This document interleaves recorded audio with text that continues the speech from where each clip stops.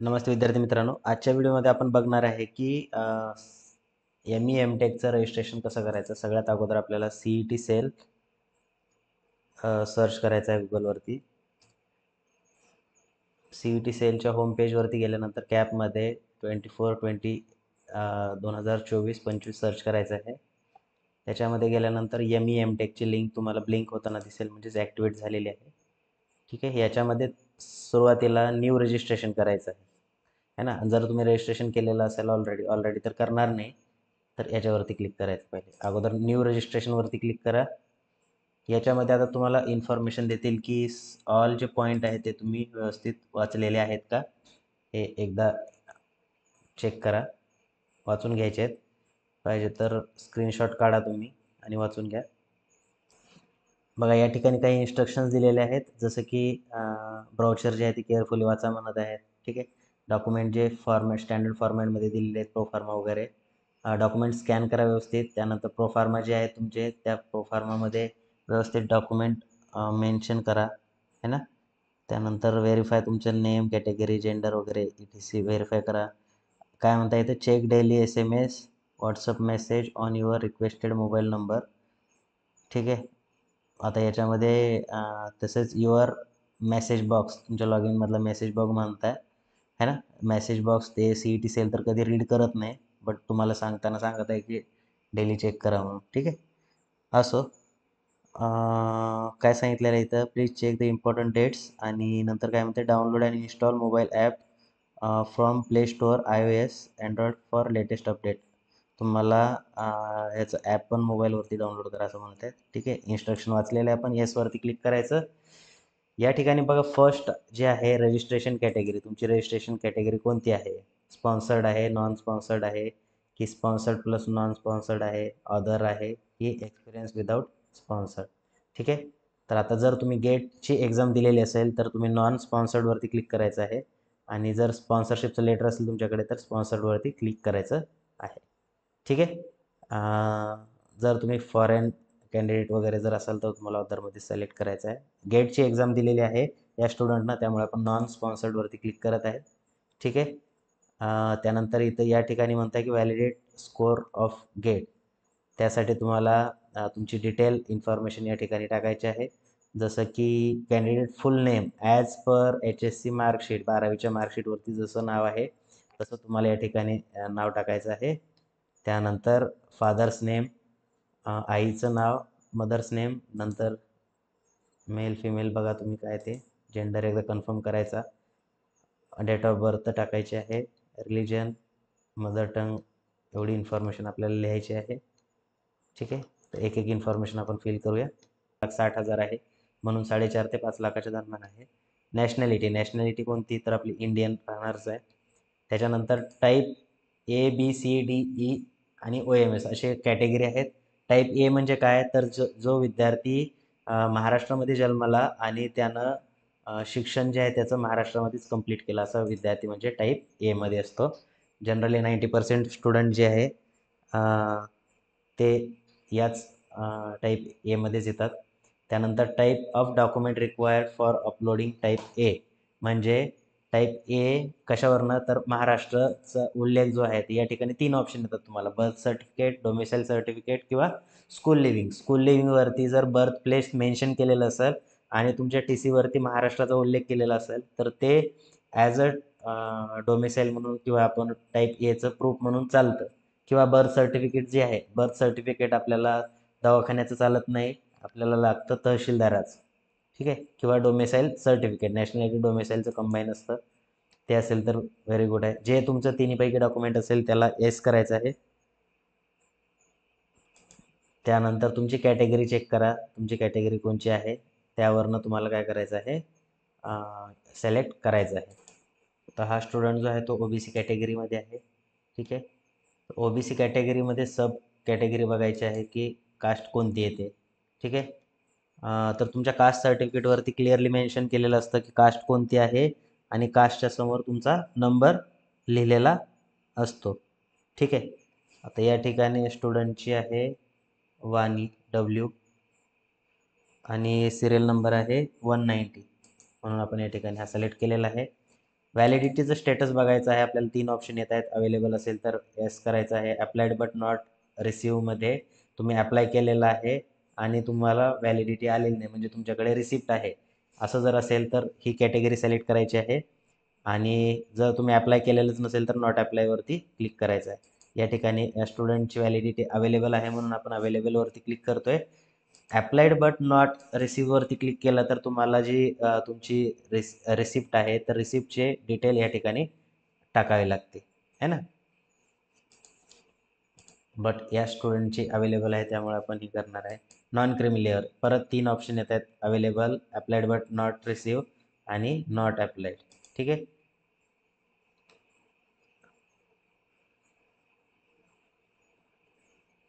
Okay. आता या ठिकाणी बघा, जर आपण रिसिप्टवरती रजिस्ट्रेशन करत असो तर या ठिकाणी क्लिअरली मेन्शन केलेलं आहे की the required certificate should be made available on or before the last date of CAP round 3. ठीक आहे. तर हे जे आहे तर याच्यावरून आपल्याला क्लिअरली समजतं की जर तुमच्या रिसिप्टवरती तुमचं रजिस्ट्रेशन होतं. ठीक आहे. अवेलेबल आता किती एन सी एल पाहिजे, 31 मार्च 2025 पर्यंत अवेलेबल पाहिजे. PWD पर्सन विथ डिसेबिलिटी आहे का, असेल तर तुम्ही याच्यापैकी ऑप्शन सिलेक्ट करू शकता. नसेल तर नॉट ॲप्लिकेबलवरतीच क्लिक करायचं. ऑर्फन, ROU ऑर्फन, ऑर्फन म्हणजे काय, तुम्ही अनाथ आहात का, अनाथ जर असेल तर येस करायचं आहे, अदरवाईज नो करा.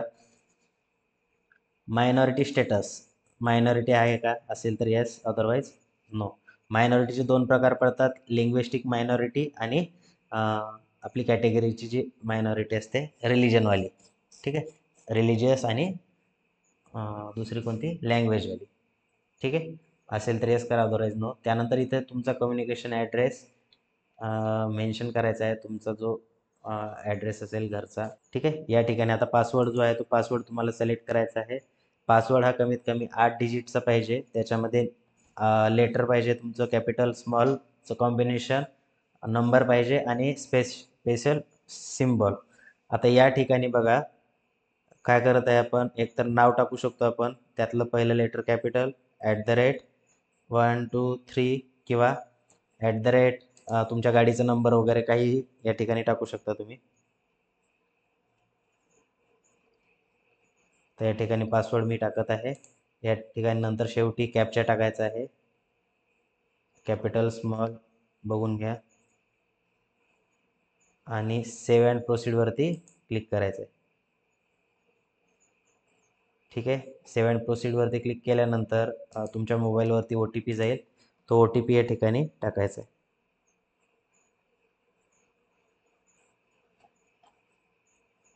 120 सेकंद दिलेला आहे वेळ त्यासाठी. 2 मिनिटाच्या आतमध्ये तो OTP टाकावा लागेल तुम्हाला. या ठिकाणी आपण OTP टाकलेला आहे. आता व्हेरीफाय OTPवरती क्लिक करू. आता या ठिकाणी तुमचा जो ID जनरेट झालेला आहे, हा ID असतो तुमचा ॲप्लिकेशन ID. ठीक आहे.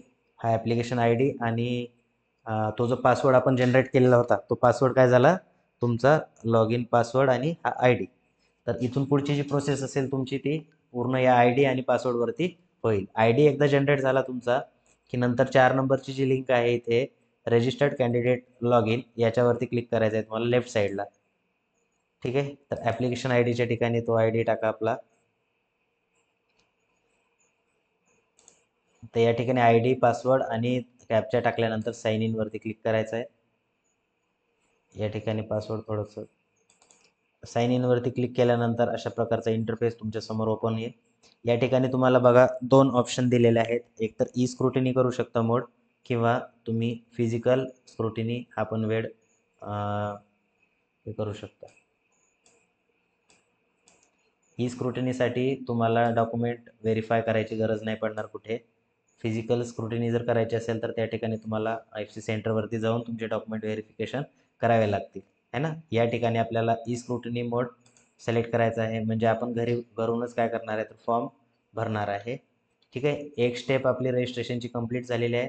रिमेनिंग ज्या qualification, work experience, photo upload, ह्या ज्या प्रोसेस आहेत या प्रोसेस आपल्याला कंप्लीट करायच्या आहेत. तुमच्या वेळेनुसार तुम्ही कंप्लीट करू शकता. आता पहिली जी प्रोसेस आहे ती कंप्लीट झालेली आहे. ठीक आहे.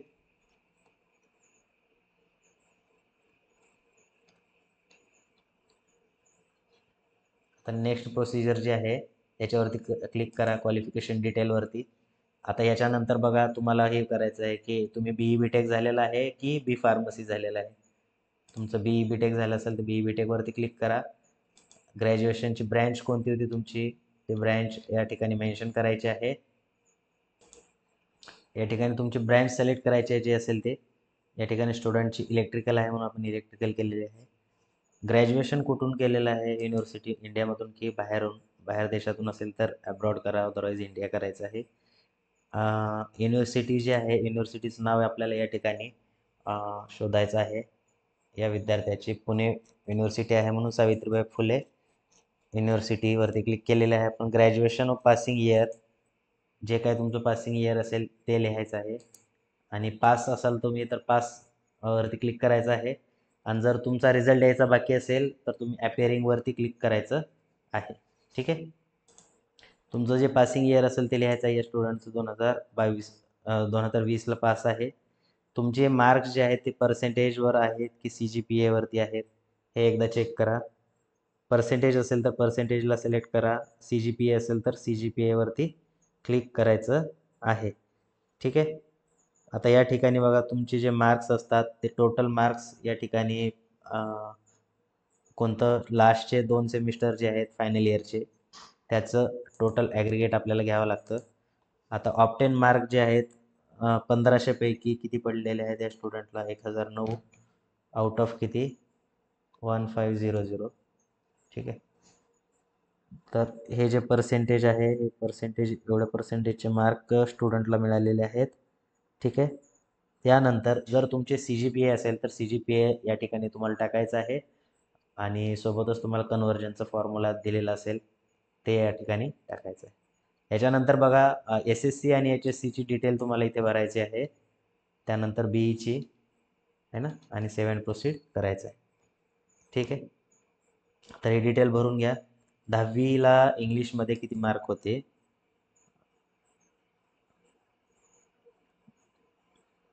ठीक आहे. या स्टुडंटला आहेत 78. त्यानंतर टॅप करून आउट ऑफ म्हणजे 100 लिहायचं या ठिकाणी. त्यानंतर सायन्समध्ये मार्क किती आहेत ते टाकायचे आहेत. आता या ठिकाणी सायन्स 2 असतात सोशल सायन्स आणि सायन्स अँड टेक्नॉलॉजी. तर सायन्स अँड टेक्नॉलॉजीचे मार्क आपल्याला या ठिकाणी टाकायचे आहेत. नंतर SSC मॅथमॅटिक्स 10वी मॅथमॅटिक्समध्ये किती मार्क्स आहेत ते चेक करा. 114 आउट ऑफ 150.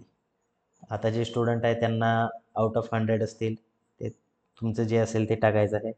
नंतर ॲग्रिगेट बघा किती झालं स्टुडंटचं. तर तुमचे जे प्लसवाले मार्क वगैरे असतील तर त्यांना ॲड करायचं आहे. 434 आउट ऑफ 550.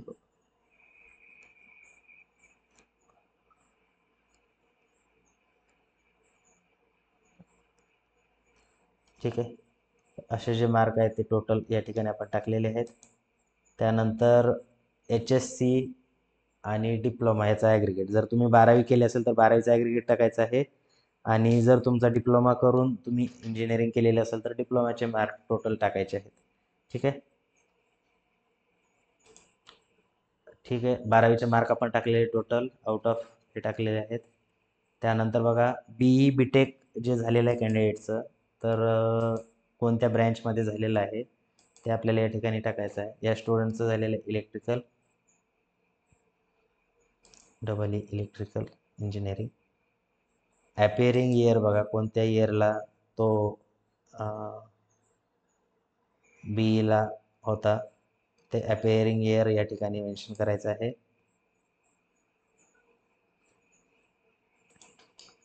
सॉरी या ठिकाणी जे आहे ते गेटचे डिटेल आहेत.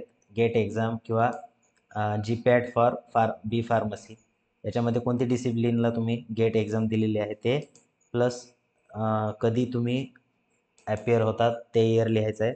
या ठिकाणी बघा तुमचा रोल नंबर किंवा रजिस्ट्रेशन नंबर जो आहे तो या ठिकाणी तुम्हाला लिहायचा आहे. ठीक आहे. रजिस्ट्रेशन नंबर जो तुमच्या ब्रँच वाईज होता बघा EE पासून या स्टुडंटचा स्टार्ट झालेला असेल तर तो या ठिकाणी टाकायचा आहे.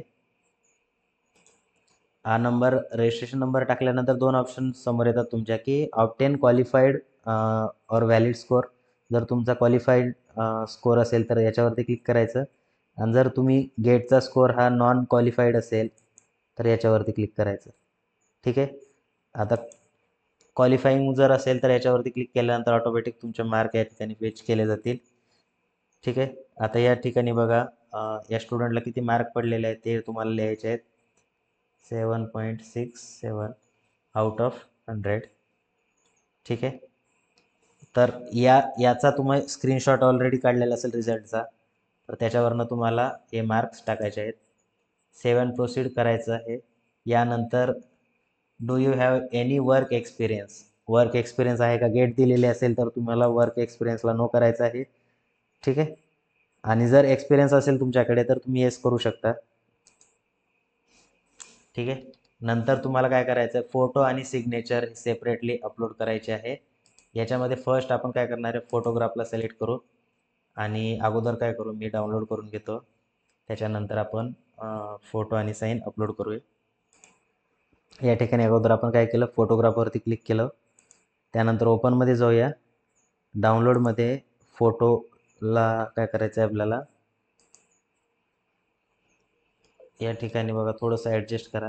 फोटो व्यवस्थित आला का बघा, चेक करा. नसेल तर क्रॉपवरती क्लिक करून तुम्ही तुमची साईज जी आहे ही साईज ॲडजस्ट करू शकता.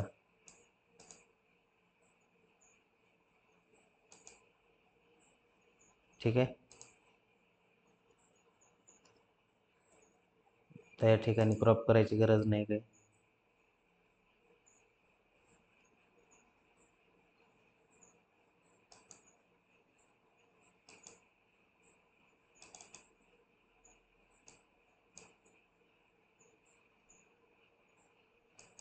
ॲडजस्ट करून घ्यायला.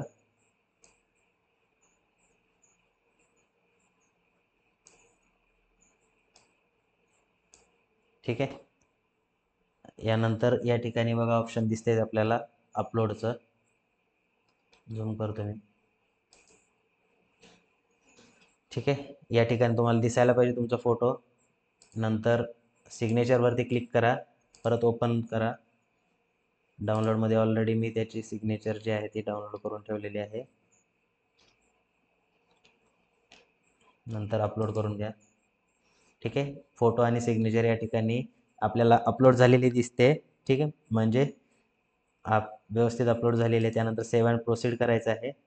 सेव्ह अँड प्रोसीड केल्यानंतर शेवटी जी प्रोसेस राहते त्याला म्हणतो आपण डॉक्युमेंट अपलोड करायचे. किती डॉक्युमेंट तुम्हाला हवे आहेत याची पूर्ण लिस्ट या ठिकाणी दिलेली असते, बरोबर. तर याच्यापैकी आता फर्स्ट जे आहे ते इंडियन नॅशनॅलिटी आहे. तर नॅशनॅलिटी बघायचं आहे आपल्याला. नॅशनॅलिटीसाठी अपलोड करा. तुम्ही डाउनलोड करून ठेवलेले असतील डॉक्युमेंट त्याच्यामधनं.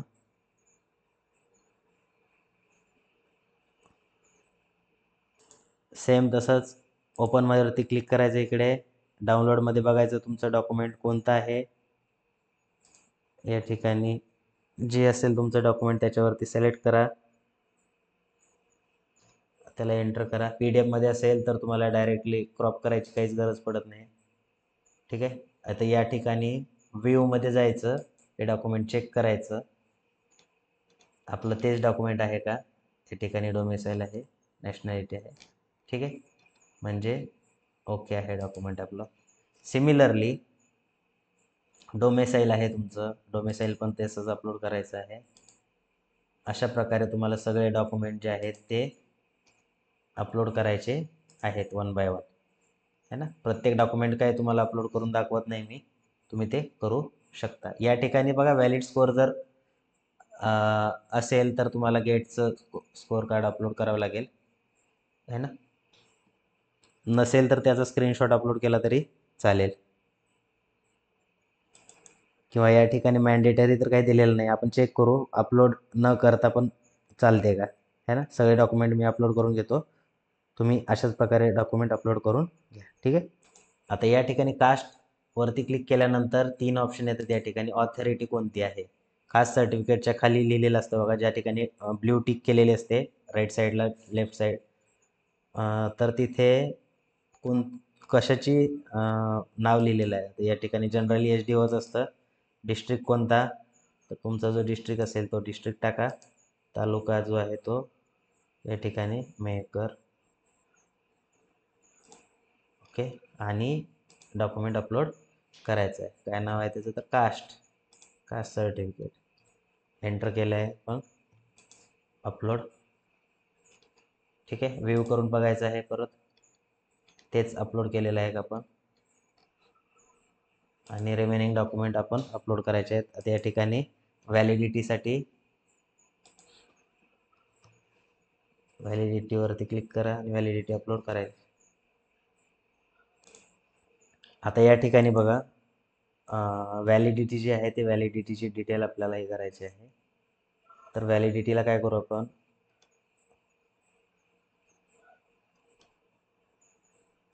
ही वाली फाईल आहे, एंटर केलं आपण. तर या ठिकाणी काय म्हणतं, please select file less than 500 KB. 500 KB पेक्षा कमी फाईल असणारी आपल्याला अपलोड करायची आहे.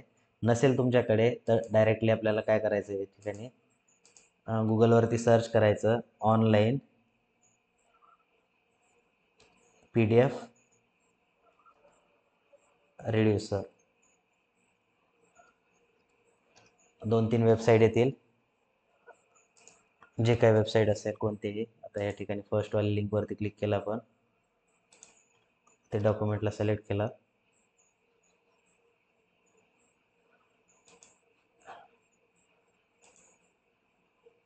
आता या ठिकाणी आपण काय केलं, तर त्याला कॉम्प्रेस करत आहे. कॉम्प्रेस केल्यानंतर डाउनलोडचं ऑप्शन येईल आपल्याला. ठीक आहे. डाउनलोडचं ऑप्शन आल्यानंतर बघा त्याला डाउनलोड करायचे आहे.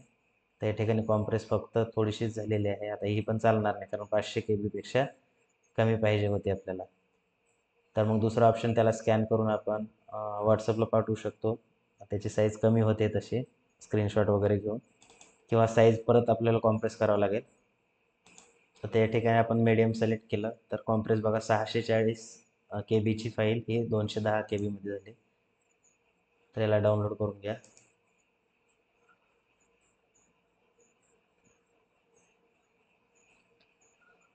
आणि त्याला अपलोड करायचं आहे. त्याच्या अगोदर आपल्याला इथे काहीतरी लिहायचं आहे बघा, enter barcode ID from your certificate. तुमचं जे ॲडॉब रीडर आहे त्याच्यावरती तुमचा बारकोड नंबर आहे, तो बारकोड नंबर जो आहे, कोणता बारकोड नंबर, हा वाला बारकोडचा नंबर, तो नंबर या ठिकाणी टाकायचा आहे.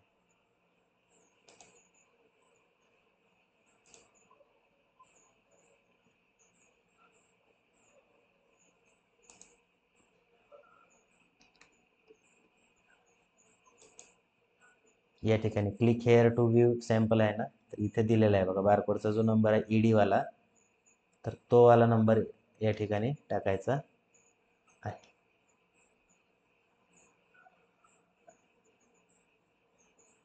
है ना.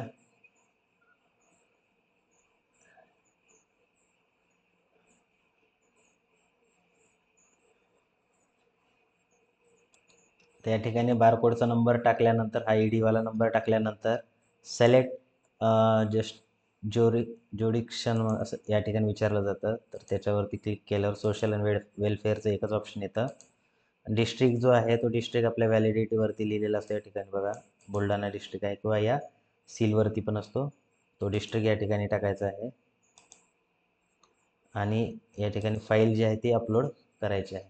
फाईल कोणती मी करणार, आता आपण कॉम्प्रेस केलेली फाईल या ठिकाणी अपलोड करणार. ठीक आहे.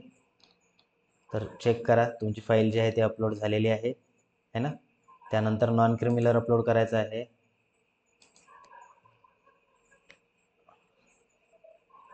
NCL अपलोड केलेलं आहे आपण. त्याच्यानंतर बघा SSCची मार्कशीट किंवा इक्विवलेंट एक्झामिनेशन, SSCची मार्कशीट किंवा बोर्ड सर्टिफिकेट असेल तर दोन्ही अपलोड करू शकता या ठिकाणी तुम्ही,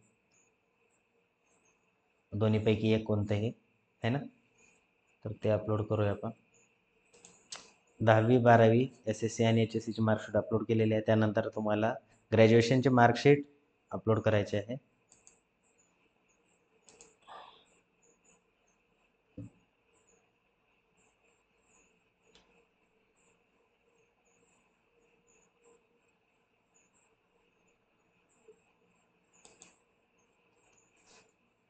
साईज परत कॉम्प्रेस करून घ्या इकडे. तर या ठिकाणी आपण ग्रॅज्युएशनची मार्कशीट पण अपलोड केलेली आहे. त्यानंतर valid score card of GATE GPAT जर व्हॅलिड असेल तर अपलोड करायचं आपण. याचं व्हॅलिड स्कोअर नाही आहे तर आपण अपलोड न करता सेव्ह अँड प्रोसीड करून पाहू काय म्हणते. ठीक आहे. ओके. तर आता या ठिकाणी आपण म्हणजे अपलोड करायची गरज पडलेली नाही आहे. व्हॅलिड असेल तरच अपलोड करायची आहे. यानंतर तुम्हाला ₹1000 पे करायचे आहेत. प्रोसीड फी ॲग्री युजर पे.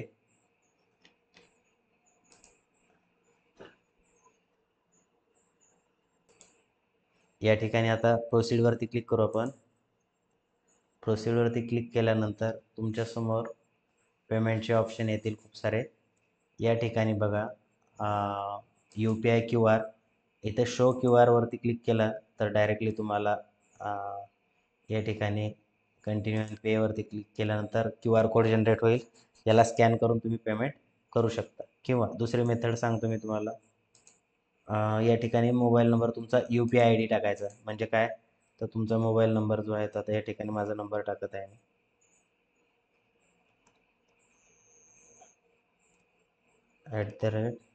@YPL तुमचा जो UPI ID असेल तो ID टाकायचा या ठिकाणी. पे क्लिक करायचं. कंटिन्यू अँड पेवरती क्लिक करा. ठीक आहे. तर त्याच्यामध्ये आपल्याला हे करायचं आहे तर पेमेंट याचं लिंक फोनपेला गेलेली असेल. या ठिकाणी आता पेमेंट आपण डन केलेलं आहे. पेमेंट डन केल्यानंतर तुमच्यासमोर बघा अशा प्रकारे जो फॉर्म आहे तुमचा तो फॉर्म या ठिकाणी कंप्लीट झालेला आहे. ठीक आहे.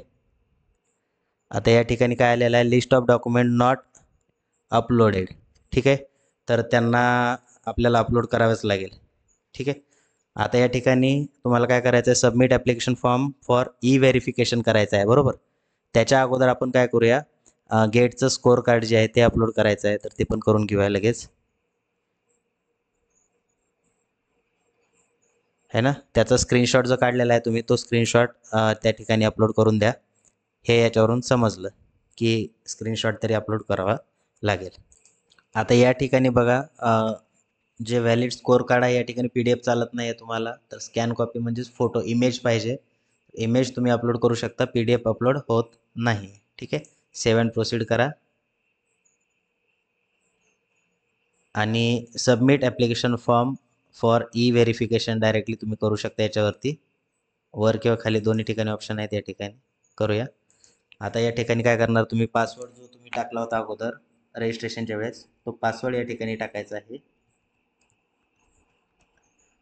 पासवर्ड व्हेरीफाय करा आणि OTP तुमच्या मोबाईलवरती जाईल तो OTP लगेच टाकायचा आहे.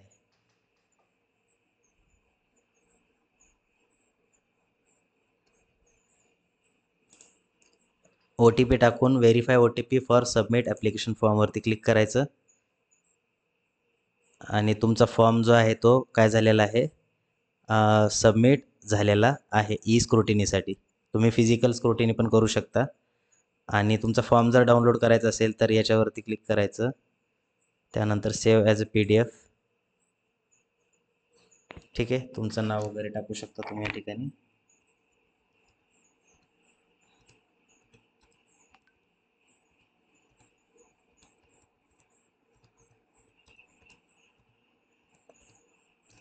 ठीक आहे. अशा प्रकारे तुम्हाला तुमचा फॉर्म जो आहे तो व्हेरीफाय रजिस्ट्रेशन झालेला आहे. व्हेरीफाय तर ऑटोमॅटिक होऊन जाईल तिकडनं. ओके. तर आय होप तुम्हाला समजलं असेल स्टेप बाय स्टेप प्रोसेस. याच्या व्यतिरिक्त मला नाही वाटत की तुमच्या मनामध्ये काही डाऊट असेल. ठीक आहे. काही असेल तर आपण कमेंट बॉक्समध्ये मेन्शन करा त्याचा ॲन्सर द्यायचा प्रयत्न करूया किंवा आपल्या व्हॉट्सअपचा ग्रुप जॉईन करा. डिस्क्रिप्शन बॉक्समध्ये त्याची लिंक आहे. ओके. So thank you.